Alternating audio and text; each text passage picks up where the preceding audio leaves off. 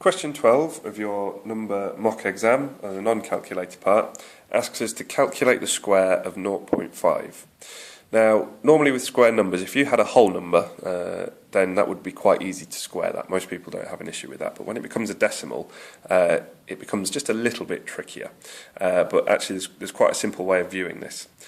If we were to consider this, instead of being 0.5, if we were to consider this to be 5 instead, and square that, we would have 5 squared. 5 squared is equal to 5 times 5, and 5 times 5 is very easily 25. We're quite happy with that. 5 times 5 is 25.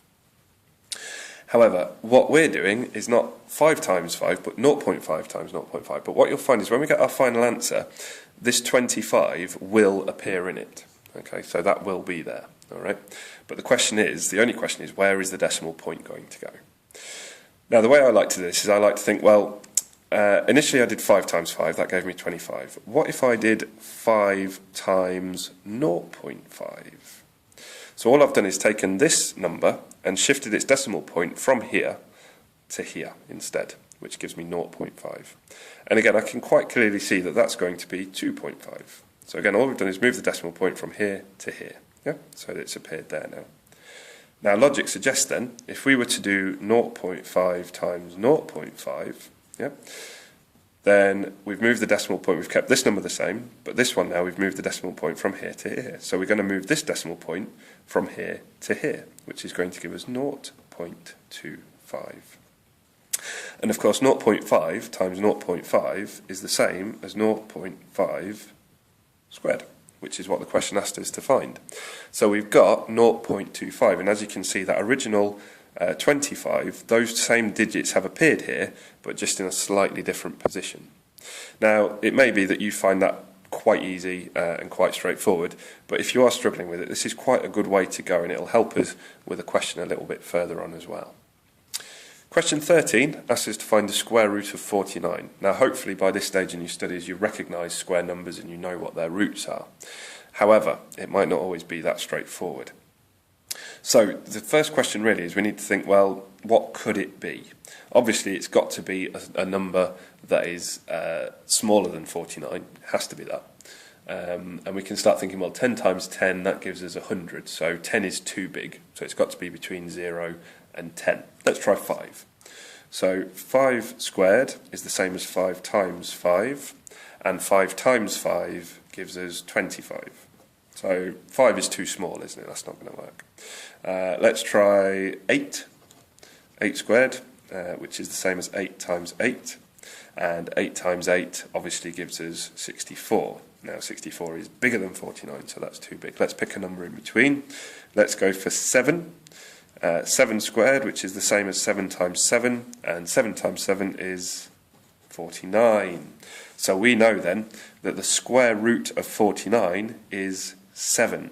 So the answer to question 13 is 7. Not 7 squared, 7 is the correct answer to question 13. Because when we take 7 and square it, we get 49. Hence 7 is the root, the square root of 49. Question 14 asks us to state what 5 cubed is, 5 to the power of 3. Now remember, just as 5 squared up here meant 5 times 5, so 5 to the power of 3, or 5 cubed, means 5 times 5 times 5. We're multiplying 5 by itself 3 times. Now again, if you can't see what that is straight away, break it down. 5 times 5 is 25, which gives us 25 times 5. And 25 times 5, again, if you're not too happy just doing that off the top of your head, we can do 25 times 5. 5 times 5 is 25, and 2 times 5 is 10, plus the 2 that we carried is 125. So the answer to 14 is 125. Finally, it asks us to calculate the square of 0.04. Now, this is where our method that we looked at earlier can come in quite useful if this is something that you struggle with a little bit. We know that if we were to take this 0.04 and just treat it as 4, we'd have 4 squared, which is 4 times 4, which is 16. We're quite happy with that. So our final answer must have 16 in it, and all that's going to be different is that the decimal point will be in a different position. Okay, so let's start looking at where that decimal point will be. So if we now do 4 times 0.4, we can see that what we've done is taken this 4 and we've moved its decimal point from there to there. So therefore what we're going to do with the answer is move the decimal point from here to here. So therefore we're going to end up with 1.6, like that. Now we're looking for 0.04, so let's just follow this chain of logic. 4 times 0.04, so we've got this number to the right value.